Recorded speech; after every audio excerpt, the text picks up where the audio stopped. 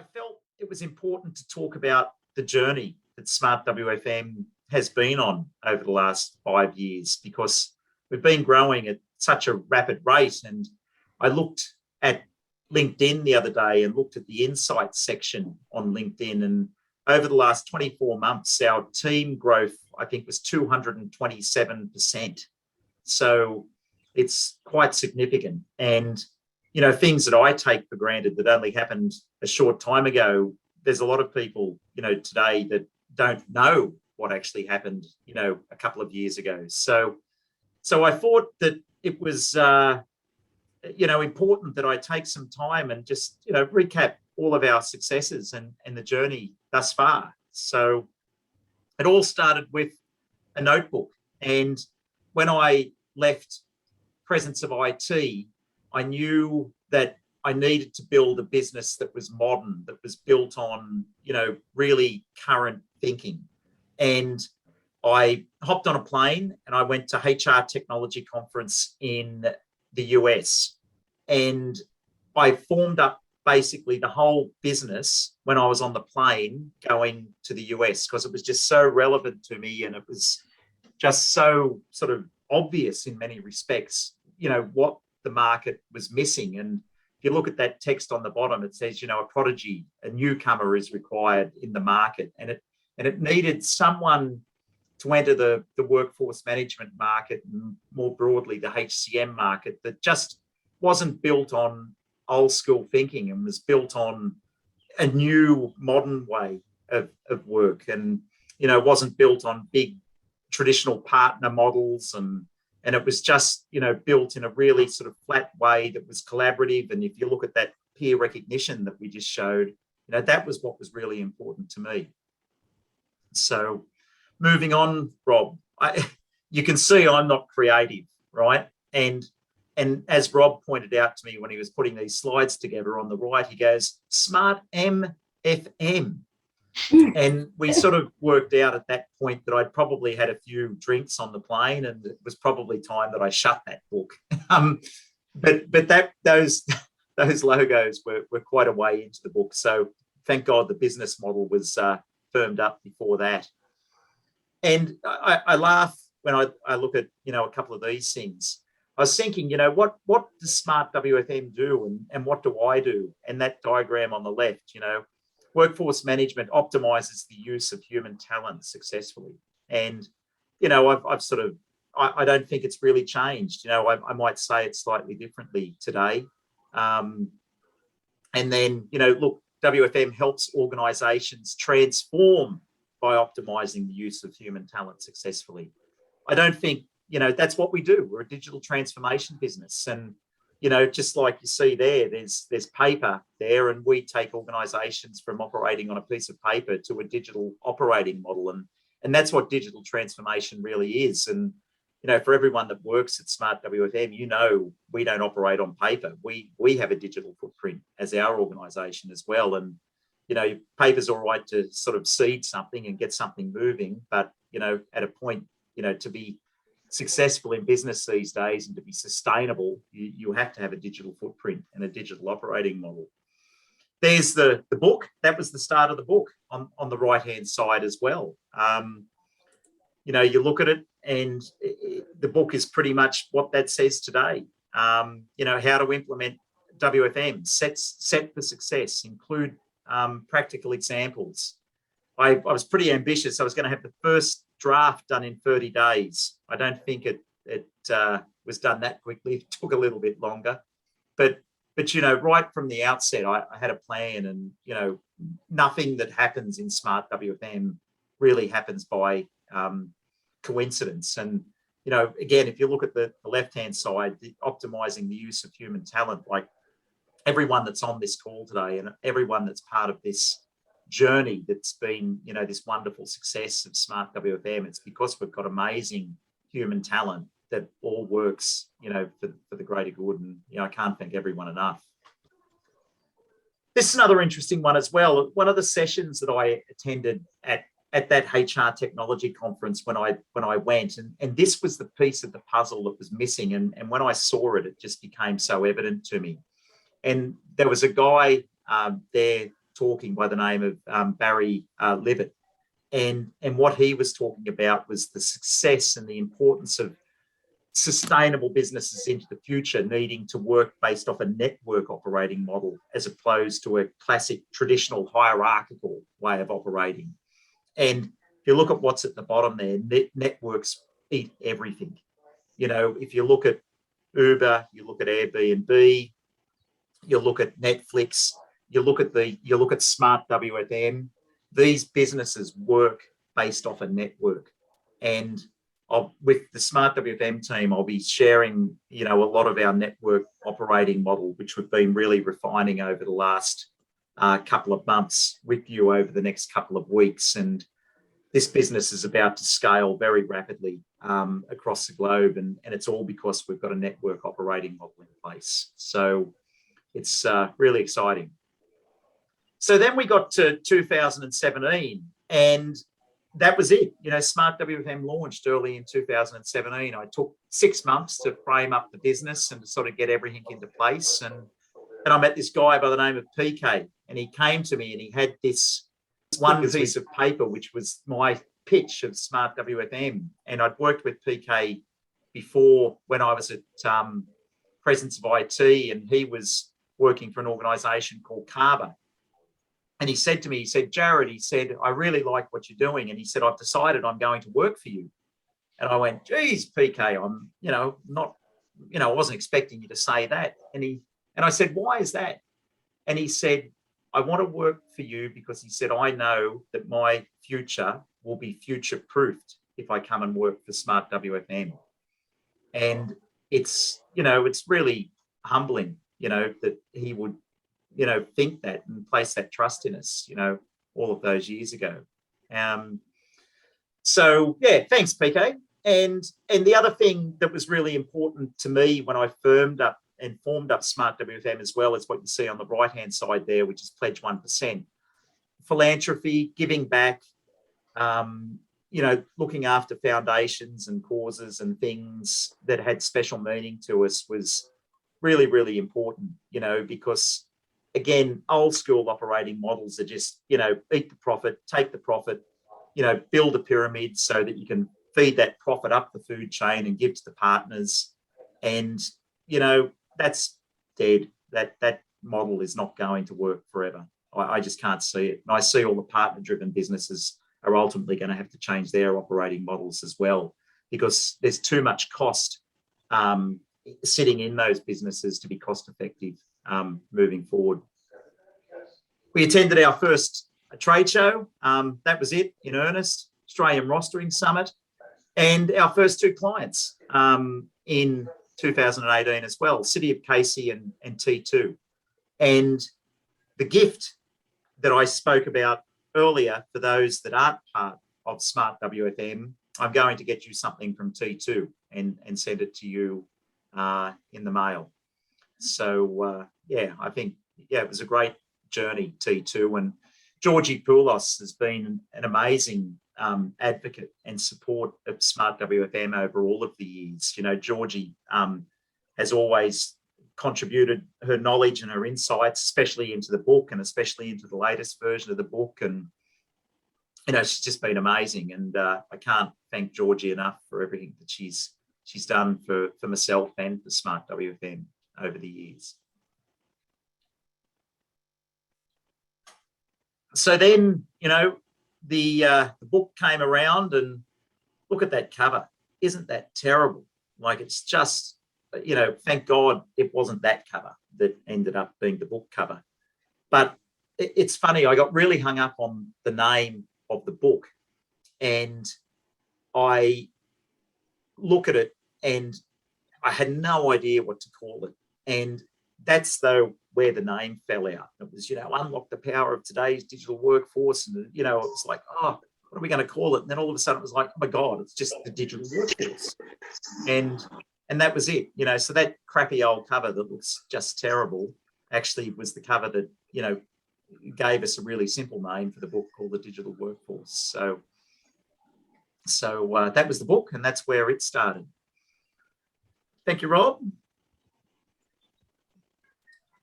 And so we then went to 2018, and the business really started to get some real legs in 2018.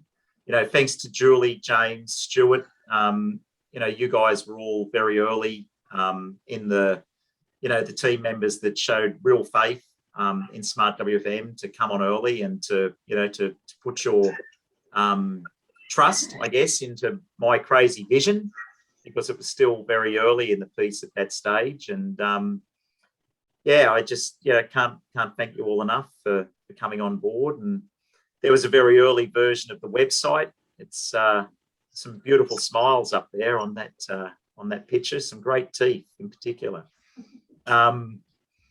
We started getting some real serious clients though quite early in the piece as well. We did a wonderful piece of work for Woolworths in the very early days, and they come to us and said, we've got a significant labour spend in our supply chain division. We want to know what is good and, how should we operate? And we want to know what other organisations across the globe are doing to optimise their labour in their supply chains. And I quickly, pulled a team together with relevant skills to enable Woolworths to understand what was happening globally in supply chain, so that they could see where they were rated to other organisations in the world. And it was a wonderful piece of work that we did. Epitome Software was formed as well, which is all about something that I'm really passionate about, and it's all about giving businesses control and visibility of their people and where they get benefits from the spend they put into people. And, watch this space as we incubate that further over the next couple of years. And then we got our first Sydney office as well. That was our little office. And that was in the centre of Sydney. And I'm actually lucky enough to be sitting not in that office, but in the same building and in the same shared space that was. And our office today is probably about 4 times the size of what that was now. So hopefully before too much longer, we'll all get back to the office as well. So the other thing then that happened in 2018, which was, something that, personally I was very proud about, was the book launch for the digital workforce. So that was, the proud author on the night of the book launch. And, for me, I think that book was really, I think the big reason I feel so proud of that is actually helping give back, to an industry that's sort of given a lot to me, and, all the people that have been part of the journey over the years. And it's nice to be able to sort of raise the bar and, give knowledge back to businesses to help them raise the bar and ultimately become more productive and ultimately contribute to, GDP of the country. So it's something that's really rewarding. And that was, 2018. So 2019 was a massive year. And this was, of course, the year pre-COVID. Mona, our first grad, came into Smart WFM, and, I'm proud to report that, Mona's still here today and, doing a wonderful job for us.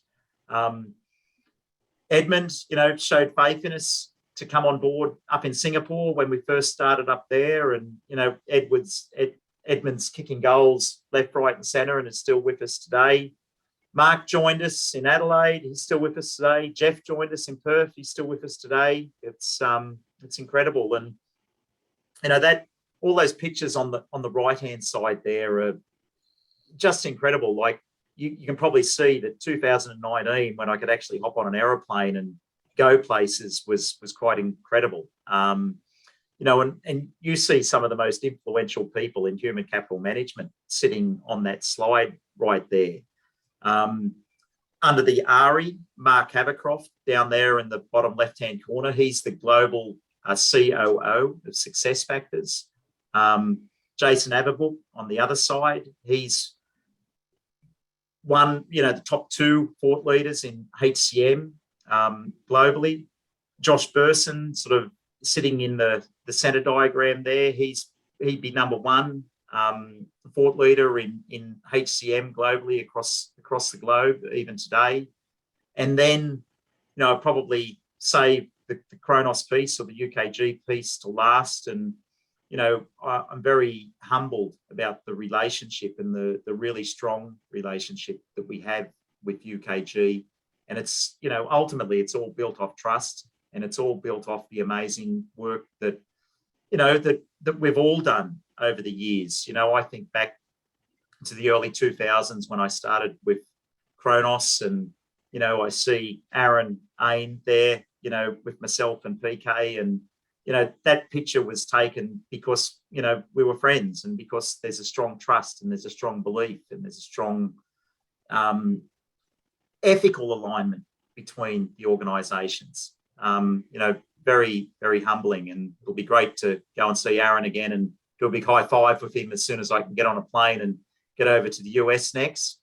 Up in the top left, Jim Munoz from the Presence of IT days. It was great when, we decided to form the business in the US, and we were able to, bring on some people in the US that were really senior, and were able to help us build the business over in the US. And Jim's recently just sold his business to Accenture. So, a lot of movement and a lot of things happening in the market. And I was only speaking to Amanda Sims there up in the top right-hand corner earlier in the week, and, sharing notes with her on how her business is going. She's got a business about the same size as Smart WFM over in Europe. And, she's doing really well as well, and, got a lot of growth happening. So, it's all of these relationships, it's all of the good work that we do that actually enable this business to keep growing in the way that it is. And, I'll talk about growth, in another couple of slides. But, this, I think, this is the engine room, this slide here. And it's really humbling to see all of those pictures. So 2020, another year, we, I think you'll sort of see, when we get to 2020, you can sort of see a lot more diversification happening. Thank you, Candice and Vaneshri, for showing your faith in Smart WFM and, letting us sponsor you, and, showing your faith in us to come here to Australia and, help drive our economy. And, it's a pleasure to be able to help you and your families as well, build a new life in a different country. And, that sort of stuff is really, really important to me. For those that don't know, Vaneshri arrived in Australia with her family the week before COVID hit. And her husband was going back home to South Africa just to do a little bit of tidy up and a little bit of clean up and sell the house, and, just a quick hop back and a quick jump back here to Australia. And he got stuck there. And Vaneshri and her daughters got stuck here. And it was well over a year before Vaneshri's family got reunited. And it was only the permanent residency that was granted in Australia that got them back together. And wow, I don't even know whether there's any words that can describe that. Vaneshri, you got any words to describe that?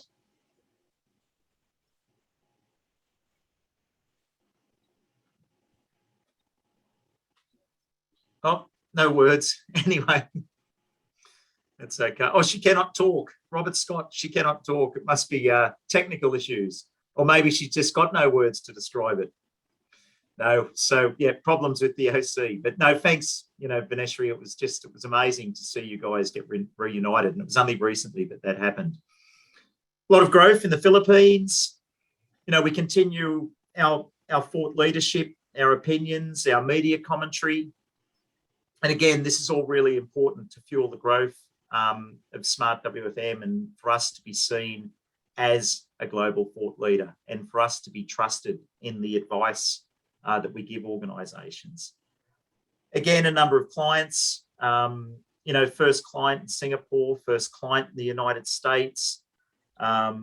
Just amazing, to see this business sort of, come together. And again, it's because of the good work and the trusted relationships that we all have. Thank you, Rob. And we finished that year with a Christmas party. So just before COVID, of course. So we do get together and we do celebrate. And I can't wait for the day that we do that again. And I remember at the time I said, 2020, we've been lucky enough to have a Christmas party in Sydney. 2021, at a minimum, we're going to have a Christmas party in Sydney, and we're going to have a Christmas party in Melbourne at a minimum. And well, we never quite got there, not in a physical sense anyway. But once we can all get together again, we'll have a lot of fun together again, and we'll get the more human side of the physical being of us happening. Thanks, Rob. So 2021, again, another big year. Big investment in HCM this year. Rob came on to sort of spearhead our HCM growth, and coming out of Deloitte was a very significant move for Rob to come and join Smart WFM. And again, someone that's got such seniority and has been around the space for so long, and coming out of such a respected organisation was really a big ticket item, again, to put Smart WFM on the map, and for people to really start taking note of our, I guess, just our credibility within this space. Carolyn joined us in the US. Again, amazing. Carolyn found us via a job ad that we'd posted on our website, and it didn't take long at all to work out that Smart WFM's morals and ethics were very similar to Carolyn's. And in the interview process, I just felt so many similarities to the discussions that I'd had with Julie Russo in the early days. And you think of Julie as one of the first people that came into Smart WFM, and I just saw so many similarities in Carolyn as well, about her comfort in where she's at in her life and her view to give back. And it was just, amazing. And, Carolyn, thank you so much for, the support that you've shown in Smart WFM as well.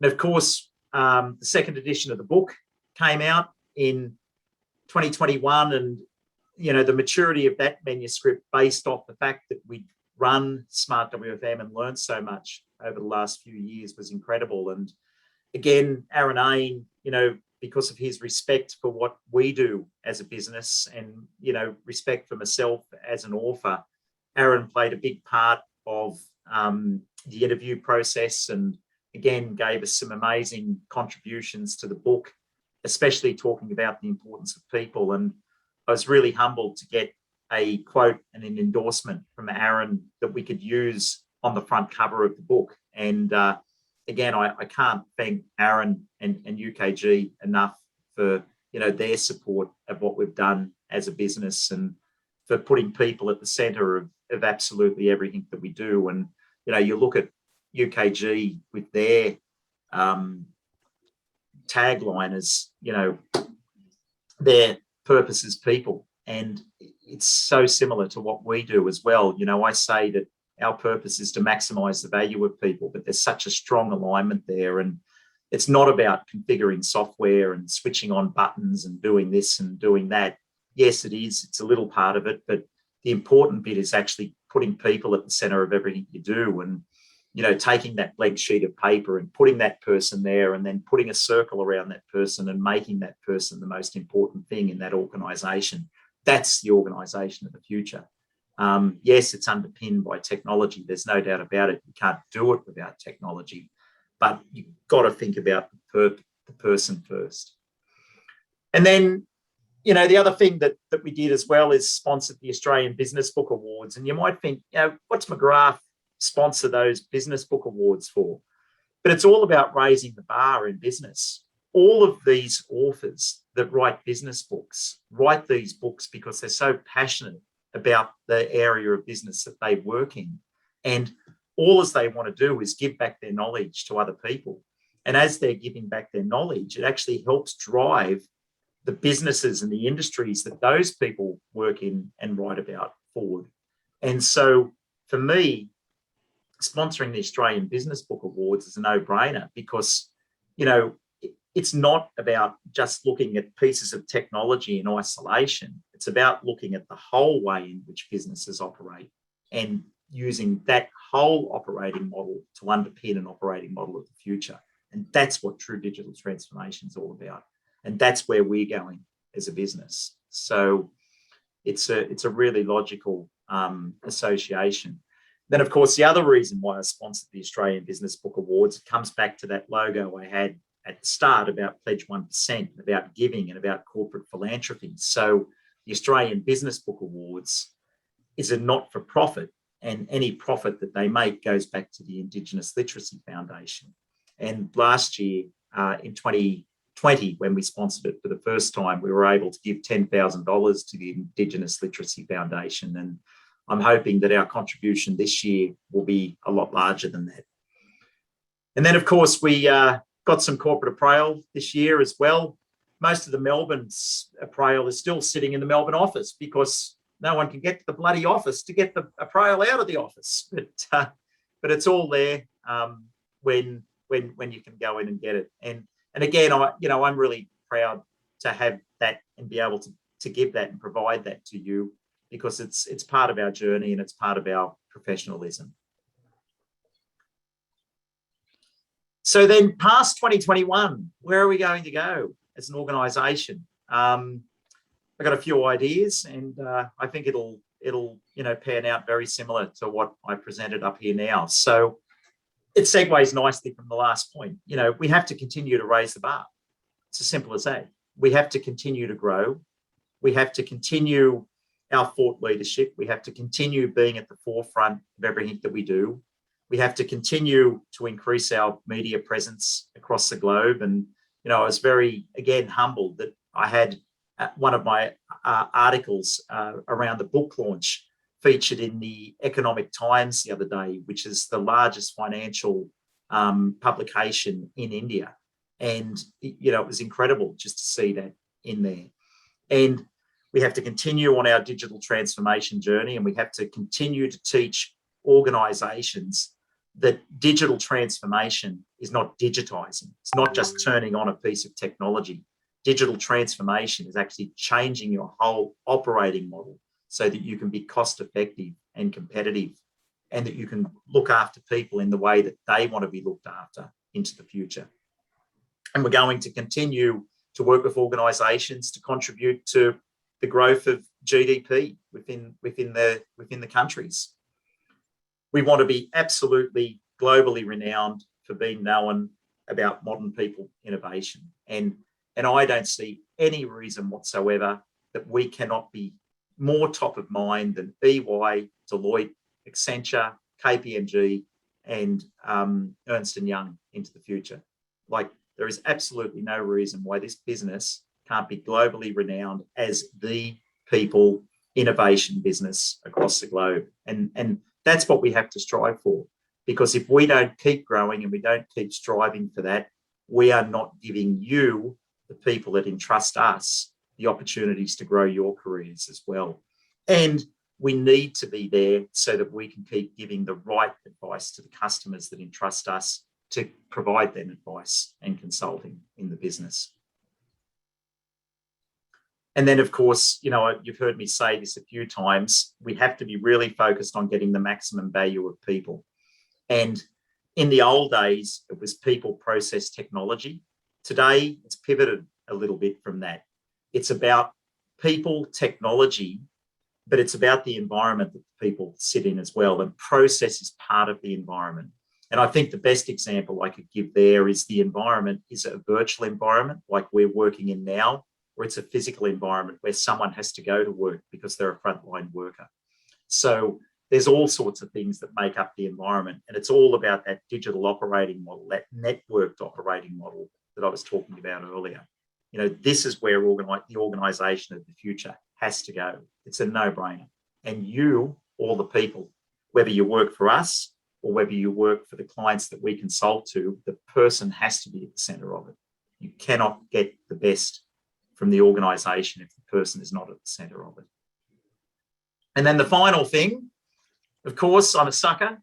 I'm an author, I guess. I'm about to, well, I've actually started writing my next book, The Modern CEO.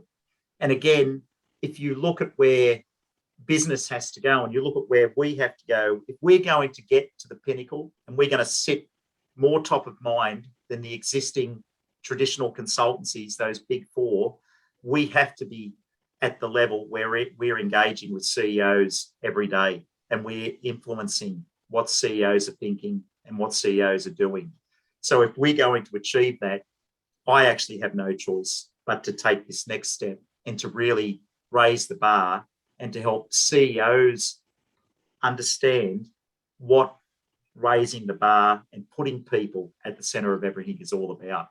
I'm really excited about this book because it's all going to be driven from a lot of market research that we're going to do and a lot of engagement with CEOs.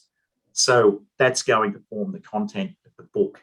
It's going to take probably a year to 18 months to get this one sorted because this project is significant. It's, you know, if we're going to write a book that has to be on every CEO's desk, it's not something that's going to happen overnight. It has to really be something that a CEO is proud of and something that I'm proud of to share with CEOs. So that's really what it's all about. And if you sort of, you know, pare it all back and peel it all back, and this is sort of what really drives me now, I'm all about education, and it's educating for this generation and it's educating for generations beyond. You know, if we're not thinking that way as leaders, as founders, as CEOs, we're not there for the right reasons, in my view. You know, we have to be driving the world forward. We have to be thinking about the future. We have to be thinking about all the things that are relevant to people now: diversity, inclusion, the planet. You know, we have to keep thinking in that way, and we have to take the profit that we've got now and not share that to partner-driven businesses. We have to take that profit and we have to distribute that out to the planet and out to the world. That's where it's got to go, and it's got to go into educating people. And that, for me, is the journey of Smart WFM over the last 5 years. And of course, thank you to everyone that has shown your trust in this crazy man and this crazy view and vision that he's got. And I just, you know, I look at that picture on the screen there now with everyone on it, and I just think, bloody hell, this is incredible. And, you know, I hope that we can just continue to grow and evolve in the way that we're at now, with the culture and the ethics that we've got, with the wonderful people that we've got, and just to support each other in the way that we do. So thank you for being part of the journey. That's it. That's my rant and rave about Smart WFM. Thank you, everyone. Thank you. Thank you, Jared. That was brilliant. Thank you very much. Yeah, brilliant. That was good. Yeah, thanks. Thanks, Jared. Thanks, Chief. Thanks, Jared. It's all right. So cheers, everyone. Cheers to you. Cheers to everything that, you know, you believe in, and cheers to the future. Yes. Yes. Absolutely.